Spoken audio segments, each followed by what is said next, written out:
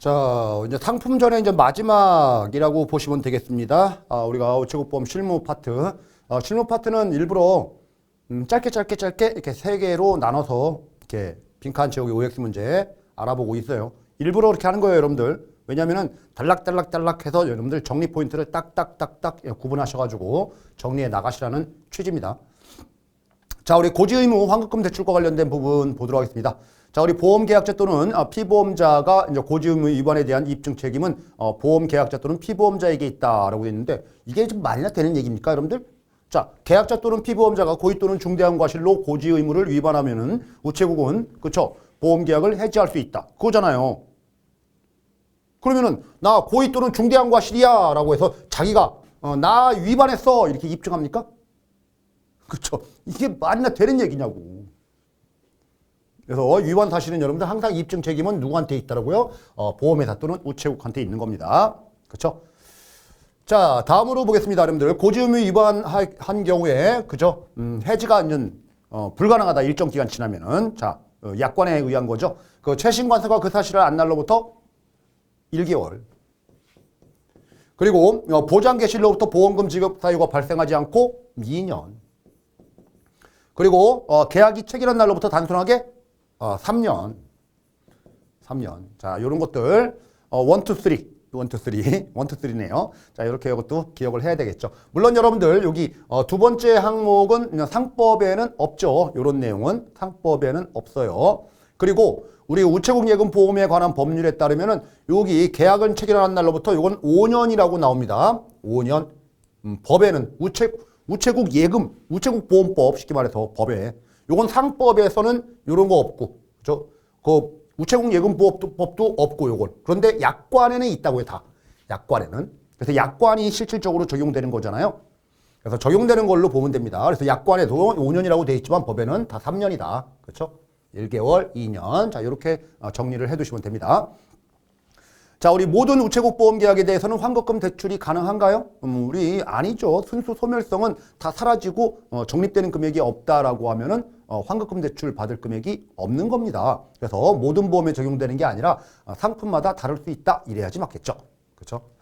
자, 우리 4번 보겠습니다. 모든 연금보험에 있어서 연금 개시 이후에 환급금 대출이 제한된다라고 돼 있는데 우리가 연금 개시 이후에 연금을 어떻게 타느냐.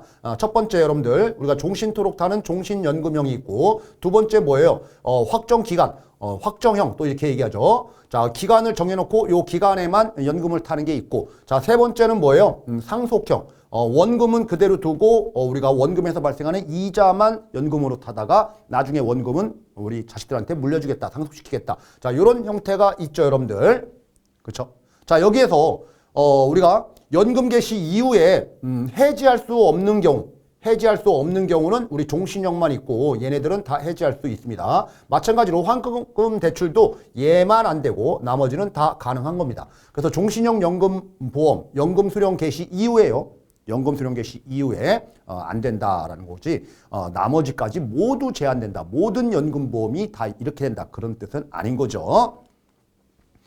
자, 우리 환급금 대출과 관련된 부분입니다. 자, 우리 환급금 대출은 난 5만 1,000원 받을래요. 이렇게 안 됩니다. 여러분들 10,000원 단위로 신청이 하는 거예요. 그래서 보장성 보험은 해약 환급금의 최대 몇 프로? 85%까지. 그리고 저축성 보험은 최대 몇 프로? 95%까지. 자, 그러면은 퀴즈. 우리 상품에서 여러분들 중도 인출과 관련된 부분들 중도 인출은 우리 최대 몇 프로까지? 80%까지. 그렇지만은 여러분들 맨 마지막에 공부한 우체국 연금보험 상품 그쵸? 우체국 연금보험 상품 2312인가? 하여튼 뒤늦게 나온 거 7번에 해당되는 거 우리 교재에서 그거는 50%까지. 50%까지. 기억 나셔야 되는데 아니면 그랬어 맞았어 나 지금 잠깐 기억을 못했을 뿐인데 그거 어디서 공부한 거 기억나 그러면 돼요. 자, 다음으로 6번 보겠습니다. 우체국 연금보험 일종의 환급금 대출은 우리 해약 환급금이 최대 몇 %까지 가능하다? 우체국 연금보험이에요, 여러분들. 연금보험. 우체국 연금보험 일종 지금 뭐 1종, 2종 뭐 이런 상품은 없죠. 그렇죠? 이런 것들은 우리가 85%까지. 원래는 뭐예요? 저축성은 95%까지지만은 그렇죠? 요거는 보장성에 준해서 85%까지. 자, 다음 여러분들 실손보험이라든지 교육보험의 경우에는 환급금 대출은 최대 몇 프로까지 가능하다? 뭐 예외적인 것들도 항상 알아야 되는 거죠, 여러분들. 80%까지 가능합니다. 그렇죠? 실손보험 관련돼서도 여러분들 지금 판매하고 있는 1년마다 갱신되는 실손보험 같은 경우에는 다 소멸돼요. 그래서 환급금 대출 받는 게 거의 없습니다. 근데 예전에 판매됐던 상품, 뭐 3세대라든지 아니면 2세대 실손보험, 그것들은 일정 금액을 좀 많이 넣어서 가입들을 많이 했거든요. 자, 그런 것들 다 지금 현재 유지하고 있는 사람이라면은 환급금 대출 됩니다. 그렇죠? 그리고 이제 교육보험과 관련된 부분들도 일정 부분 환급금 대출 된다. 그런데 대출을 좀 많이 안 해준다, 얘네들은 80%. 자, 자녀를 위한 보험, 그리고 실손보험은 워낙 소멸되는 보험의 특성을 가지고 있기 때문에 환급금 대출률이 많이 떨어진다라는 거예요. 자, 우리 8번 보겠습니다. 자, 이런 부분들이 공부하기가 상당히 힘든 부분이에요. 그래서 뭐 강의 중에도 말씀드렸지만 이걸 뭐 다 외운다? 그거는 큰 의미가 없다. 그래서 전체적으로 큰 틀, 범주, 딱딱 이 정도만 여러분들 체크된 거 위주로만 좀 보시는데, 그래도 뭐라고 했습니까? 우리 우체국보험 실무 쪽에서는 좀 꼼꼼하게 여러분들 지금 당장은 못 외운다고 해도 시험 볼 때까지 계속 좀 꼼꼼하게 봐라, 꼼꼼하게 봐라. 뭐 이런 구석진 것도 혹시라도 나올 수가 있으니까 그런 부분까지도 지금 안 외워진다고 해도 시험 볼 때까지 외우지 못한다 하더라도 계속적으로 보고 그 잔상을 남기고 시험장에 들어갔으면 좋겠다라는 거예요. 요 파트들은. 그래서 여러분들 보도록 하겠습니다. 전자금융약정 및 OTP 보안 1등급 요건을 모두 충족했다고 가정할 경우에 인터넷 뱅킹 그리고 모바일 통해서 환급금 대출은 일일 최고 한도 얼마까지? 보안 등급이 상당히 좋으신 분이에요. 그렇죠? 많이 해준다. 1억 원. 그렇죠? 1억 원까지.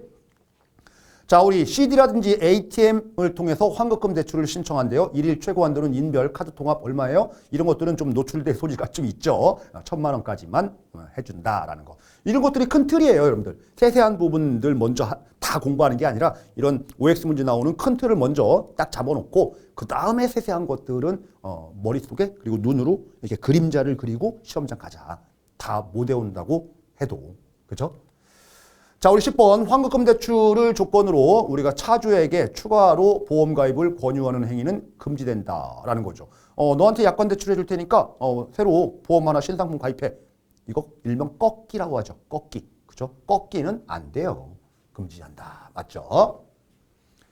뭐 당연한 거죠, 여러분들. 이렇게 불공정한 우리가 영업행위를 하면 안 됩니다, 여러분들. 자, 다음은 이제 보험금 지급과 관련된 파트 보도록 하겠습니다. 자, 우리 우체국 보험은 보험금 지급 사유 발생에 대한 통지 의무 대상자를 개피수는 통지 의무 대상자가 아니다. 이렇게 나왔습니다. 맞나요, 여러분들? 개피수 보험금 지급 사유 발생에 대한 통지 의무 대상자는 개피수입니다. 거기 우리 교재에 쭉 나와 있잖아요. 그렇죠? 원칙상으로 그래요. 근데 이제 법률을 보면은 우체국 예금 보험에 관한 법률을 보면은 우리가 보험금 지급 사유 발생 통지 의무는 보험 계약자와 보험 수익자에게 있다라고 했는데 우리 상법을 공부했잖아요. 상법 논리대로 접목을 좀 시켜서 이렇게 보시기 바랍니다. 작년에도 상법 요즘은 그대로 나와가지고 맞는 지문으로 나온 적도 있었으니까 함께 일괄적으로 좀 보시기 바랍니다. 자, 다음 보겠습니다. 2번 보험금 청구 시 사고증명서는 국내 의료기관의 사고증명서뿐만 아니라 외국의 의료기관에서 발급한 사고증명서도 다 인정이 되죠. 인정 안 해줄 이유가 없잖아요.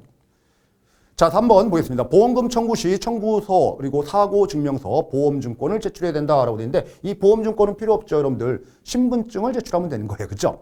신분증. 자, 우리 보험금 청구 서류 제출 시 해당 상품, 보험 상품이 납입 면제 사유가 있다. 예를 들어서 뭐 50% 이상 장애가 발생하면은 납입 면제를 또 해주는 상품이 있거든요. 안 해주는 상품도 있고요.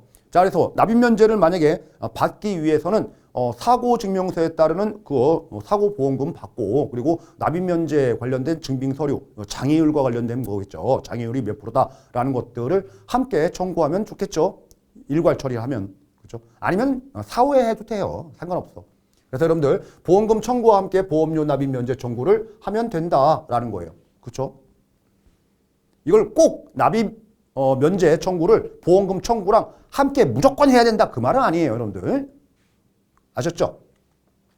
자, 우리 5번 보겠습니다. 사망보험금, 해약환급금, 그리고 연금, 학자금, 계약자 배당금 등은 즉시 지급 대상의 보험금이다 라고 돼 있는데 잘 보세요. 우리 연금을 탄다 아니면은 교육자금을 목적자금을 탄다 배당금을 준다 이런 것들은 여러분들 어찌 보면은 우리가 저축 성격을 가지고 있는 보험금들인 거죠. 자, 이거에 비해서 여러분들 해약환급금도 마찬가지라고 개념으로 보고 요 사망보험금과 관련된 부분들은 뭐예요? 뭔가 사고와 관련된 사고보험금의 성격을 갖는 거죠. 그래서 사고가 일어났어요. 그러면 사고에 대한 조사를 해야 될까? 그냥 막 줄까? 그냥 막 주면 안 되겠죠. 이런 것들은 여러분들 조사지급권이에요. 조사지급권이기 때문에 우리가 10영업일 이내에 지급을 한다 이래야지 맞죠. 근데 이런 것들은 우리가 즉시지급권이에요. 즉시지급권. 그래서 3영업일 이내에 지급을 해야 된다. 항상 이쪽에서는 여러분들 영업일 기준입니다. 영업일 기준. 11, 31 이러면 틀린 말이에요. 자, 다음 우리 6번 보겠습니다. 보험금 지급에 대한 조사 지급 대상인 경우에는 청구 서류 접수일로부터 조사 지급 뭐예요? 3영업일이 아니라 10영업일 이내에 지급한다. 그게 원칙이다 라는 거예요. 자, 우리 소송이라든지 분쟁 조정 신청이라든지 수사기관의 수사 그리고 해외기관에서 발생한 사고에 대해서는 이게 기간을 정할 수가 없잖아요. 그래서 여러분들 어떻게 합니까? 30영업일이 아니라 기간을 정하지 못한다 이래야지 맞겠죠. 이 30영업일은 뭐예요? 조사지급권에서 10영업일 이내에 지급하도록 되어 있는데 추가 조사가 필요할 경우가 바로 30영업일 이렇게 적용되는 거죠. 추가 조사. 자, 이제 추가 조사와 관련된 이런 의사결정이 있었다라고 하면은 우리 보험 수익자가 보험금을 너무 늦게 받을 염려가 있기 때문에 보험 수익자는 뭐를 할 수 있어요? 여기 이제 보험금에 대해서 가지급 보험금 요거를 청구해서 가지급 보험금으로 미리 절반 정도는 받을 수가 있다 이거예요. 자, 다음 8번 보겠습니다. 우리가 피보험자의 남은 여생이 6개월 이내라는 우리 판정을 받았어요. 누가 판정했냐면 보니까 최신관서의 장이 판단했대요. 최신관서의 장이 뭐 의사야? 그렇죠? 의사가 이런 거 진단을 내려야지. 병원에서 의학적인 판단이 나와야지. 그렇죠? 이상한 사람이 판단하면 돼요? 이런 것들을 말도 안 되는 얘기를 하는 거예요. 그렇죠? 그래서 60% 이내의 범위 내에서 선지급 우리 사망보험금을 우리가 피보험자에게 지급한다. 요거는 맞아요. 그렇죠? 그런데 판단 주체가 좀 잘못됐죠. 말도 안 되는 얘기를. 네가 의사야? 그렇죠? 여러분들 상태 딱 보고서 저 사람 눈깔이 노랗고 황달기가 있네. 6개월 남았습니다. 여러분들이 판단합니까? 말도 안 되는 얘기죠. 이렇게 지급하는 상품이 있죠, 여러분들. 뭐예요? 온라인 정기보험. 자, 우리 9번 보겠습니다. 자, 사망보험금의 선지급 제도에 있어서 사망보험금은 60%를 계약자에게 선지급한다. 아니죠. 계약자가 아니라 우리가 피보험자, 그렇죠? 남은 여생 버킷리스트 달성해라. 자, 우리 10번 보겠습니다. 우체국 보험에 있어서 보험계약자와 최신관서의 분쟁에 관한 우리가 조정이 있을 경우에는 금융감독원에 설치된 금융분쟁조정위원회의 조정 절차를 거친다 이렇게 되어 있는데 아니에요. 우리가 일반적인 우리가 금융분쟁과 관련돼서는 뭐예요?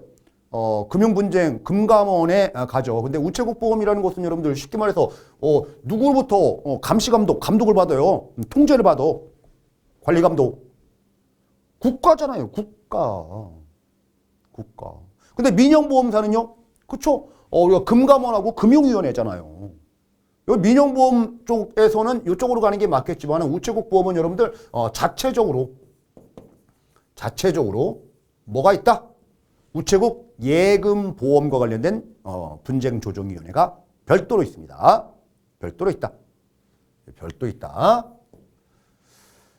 자, 이렇게 보시면 되고요. 자, 우리 11번 보겠습니다. 약관의 해석에 있어서 신의 성실의 원칙에 따라서 공정하게 약관을 해석해야 하며 계약자마다 다르게 해석하는 것이 원칙이다. 아니죠. 계약자마다 다르게 해석하면 안 되지. 당연하지. 너는 이쁘니까 너는 다 줄게. 너는 못생겼으니까 너는 조금만 줄게. 이런 식으로 해석해버리면 여러분들 말이 됩니까 이게? 그렇죠? 공정이란 얘기는 공정하게 해석하라는 얘기는 여러분들 뭐라고 했어요? 이 저울을 가지고 봤을 때 왼쪽 오른쪽 이게 균형을 이루어야 된다라는 거예요. 개봉 강의 때도 말씀드렸잖아요. 저희 집 강아지가 2마리 있는데 왠지 얘가 더 이뻐 보여. 이건 공정을 잃은 거예요. 그렇죠? 뭐 그런데 어떻게 우리 집사람은 이렇게 이뻐하니까 균형을 이루면서 사는 거죠. 그렇죠? 자, 어쨌든 다르게 해석하면 안 된다. 틀린 지문이다 라는 거. 자, 다음은 여러분들 보험금 청구권의 소멸시효는 3년이다. 맞나요? 맞죠. 소멸시효와 관련된 부분이 아직까지 출제를 안 하고 있어요. 그래서 소멸시효는 나오는 거예요. 원래 나오는 거야. 그래서 여러분들 계약자라든지 피보험자라든지 아니면 수익자 측이 있고 우리가 우체국 또는 보험사 또는 우체국 측이 있죠. 이런 측이 있다. 자, 얘네들이 뭐 내놔라 라고 주장하는 건 얘네들이 권리를 갖는 거에 대한 소멸시효는 여러분들 3년이에요. 그리고 얘네들이 야 내놔 라고 얘네들이 권리를 갖는 거에 대한 소멸시효는 2년이에요. 2년. 자, 그래서 우체국이 갖는 권리는 여러분들 보험료를 안 내니까 보험료 내놔 라는 청구권을 행사할 수가 있어요. 보험료 청구권. 연체됐을 때 납입 최고 청구권 막 이런 것들. 그렇죠? 보험료 청구권 이거는 소멸시효가 2년. 자, 이거에 비해서 계약자, 피보험자, 수익자 등이 갖는 권리 배당금 내놔 배당금 청구권. 보험금 내놔 보험금 청구권. 그렇죠? 해약 환급금 내놔 해약 환급금 청구권. 그리고 보험료 너무 많이 낸 거 보험료 그죠? 미경과 보험료 반환 보험료 돌려줘 라는 청구권. 보험료 반환 청구권. 자, 이런 것들이 권리는 다 3년이다 라는 겁니다. 따라서 보험금 청구권 누가 주장하는 거죠? 수익자가 얘기를 하는 거잖아요. 물론 계약자도 보험금 청구를 할 수가 있죠. 그런데 수령권은 없어요. 계약자는. 우리가 수익자에게 있는 거죠. 자, 맞는 얘기를 하고 있다. 자, 그래서 이 부분도 정리 포인트로 여러분들 정리해 두시기 바랍니다. 자, 이렇게 우리가 우체국 보험과 관련된 우리 마지막까지 조금 알아봤는데 좀 어때요, 여러분들? 좀 하실만한가? 그렇죠? 그래서 정리 잘 하시고 이번 시간은 더 짧은 것 같아. 또 16분 만에 거의 다 끝나가고 있습니다. 자, 이렇게 하고 이제 얼른 여러분들 우리 이제 상품 쪽으로 또 들어가야 되기 때문에 그런 거예요. 자, 숨 고르기 하시고 이젠 여러분들이 기대하고 기대하는 상품의 정리 OX 특강이 또 이어질 겁니다.